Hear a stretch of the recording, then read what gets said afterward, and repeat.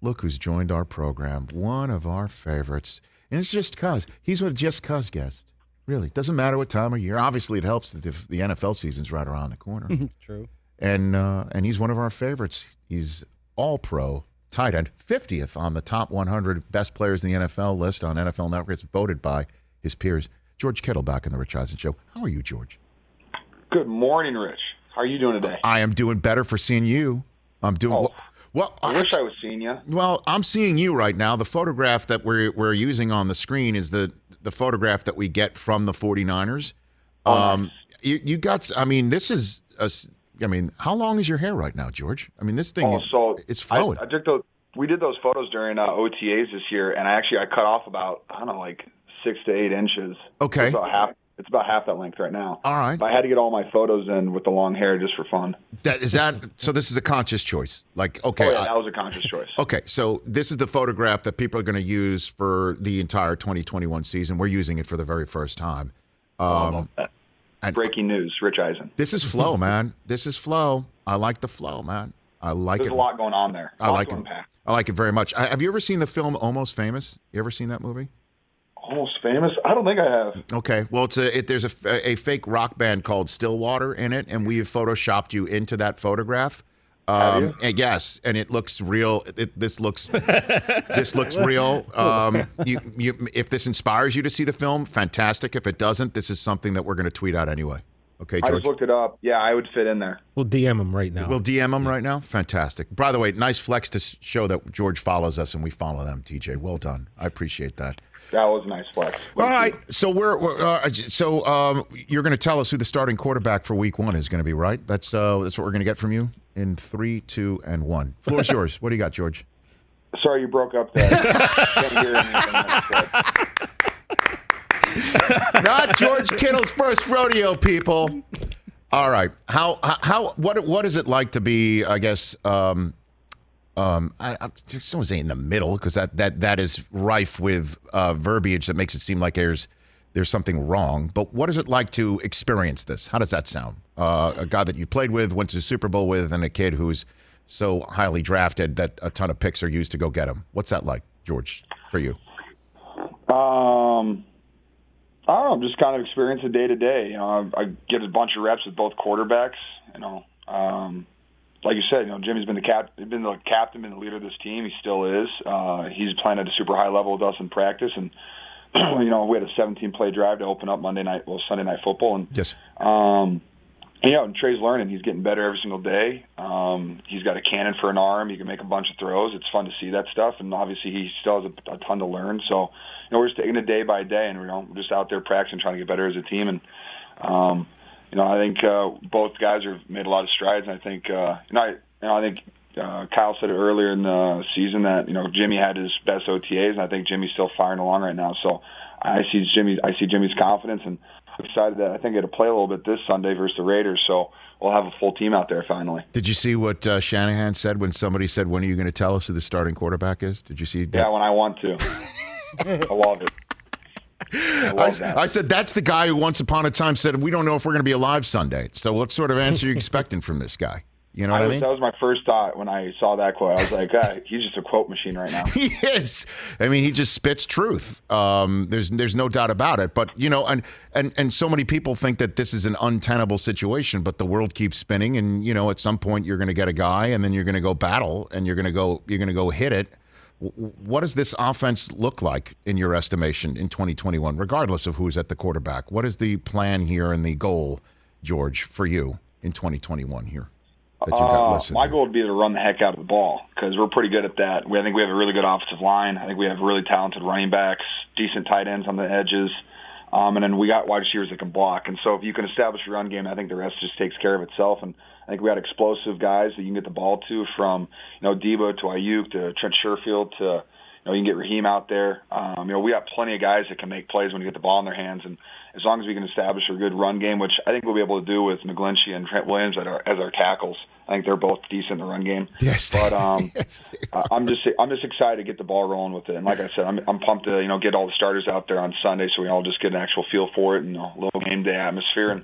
And just looking forward to see that run game. Really, that's what I'm focused on. And Because if we can move that ball, we get a lot of those little play actions. I can, sneak out, sneak down the middle maybe once or twice, and we'll have some fun. Well, give me a good Trent Williams story, seeing him up close. Give me a good one. You got one, George, about where you're like, okay, I get it. I knew it, but now I really see it. Well, you got a good one on that front with him? Oh, my goodness. I mean, sharing the huddle to him, but being in the huddle with him, but really when you see the giant silverback tattoo on his back, that kind of sets the tone pretty quickly. It's a tone setter? Okay, that's a tone setter. Yeah, that sets the tone pretty quickly. I was like, you know what? Yeah, you've got my back. I understand that. Yeah. Thanks for playing left tackle with me. Literally, man. I mean, and so you will look to your right, and that's Trent Williams, and that must make you feel like we're going to run and we're going to hit somebody. And what is it like for you to pancake someone? Can you walk me through that? I know that Mooch has even spot shotted you on a Sunday morning show where you're like laughing after you're smiling. Like it seems like you enjoy that more than anything else. Can you walk me through that process for you, George Kittle? Do me that favor. Well, something I learned at Iowa is that you're never going to play in the Big Ten unless you can run block, and so you kind of have to be passionate about the run game, especially I was really, really bad at it in college, and so I either had to love it or I was just going to hate it for 5 years, and so I decided to love it, and I'm glad that I did because it kind of set the tone for everything, and kind of my whole career, just the physicality and the effort, and so and my favorite quote that I learned while I was at Iowa is moving a man from point A to point B against his will is the greatest feeling you ever feel. And I 100% agree with that because, there's nothing that the guy can do if you can actually just move him about 5 yards outside the numbers. And on top of that, if you can get him off of his feet and flat back him and land on top of him and feel him exhale and a little bit of the, that soul in his body type of experiences, it's very thrilling. It's very addicting. And that's why it is the best feeling you ever feel. And how big is Lance? Like, I've not seen him in person. I've only seen him on TV. He just looks huge, George. I mean, walk me through that one, too. Trey Lance. That was quite the segue from pancaking to Trey Lance. You want me to pancake Trey Lance? No. I would never Trey's want a big you dude, to. Though. That's yeah, what I'm. He's a large human being. It messes me up that he's only 21 years old because I'm like, dude, I'm 27, and you're the OG. You're the OG. You're gonna. I was like, 3 years you're gonna be an adult, and it'll be crazy to see what you look like then. Well, I'm trying to get you to talk about your quarterback, number 5, George. And I realized I kind of put you in a position before. About talking about him and Jimmy G. I didn't want you to feel like I put you Rich, in a position. They're both my teammates, man. I'll hype them both up all day, every day. Okay, I like it. I want them both to succeed at a high level. All right, fantastic. How did the tight end university go? Your first one. We haven't spoken since then. How'd that one go? Yes, George. It was awesome. I loved every second of it. It was incredible. I got super lucky with some fantastic sponsors that we got the entire event paid for except for the guys' flights in. So it was a nice event. Stayed at a nice hotel, had meetings, got to watch film, got to listen to some really talented players talk, from Kelce to Olsen, Darren Waller, Mercedes Lewis. Got to get on the field, do some drills, just kind of. It was more just like listening to guys talk about the way they think about running routes or run game or attacking zones, attacking leverages. And it was just nice to hear, different takes on it. Because when you're in a tight end room with your coach, you can learn a lot, obviously. I've learned so much from my tight end coach, John Embry. He's fantastic, and he's one of the main reasons I am where I am today. But listening to how Travis Kelce sees a leverage on a guy and how he attacks it differently, it's just or even he could say, hey, I attack it like this, and if it's similar, it's like, all right, well, I'm glad that I'm learning the right thing. And then you get to watch all these guys on tape, how they do certain things, and then listen to them say why they did those things. It kind of connects all the dots for you, so you're not just sitting there guessing and asking why he did that. And so it was very fun for me. I love that. That's amazing. Listening to Greg Olsen talk too was incredible. That was really fun. That's great, man. So literally, so you're just sitting around and talking about everything to do with blocking, and this is what I do when I have leverage. This is what I do in this coverage. That's what I do with that. And it confirmed some things for you and opened some doors, literally even for you, George, at this. 100%, Rich. Man, one thing I've learned is I don't know anything about anything.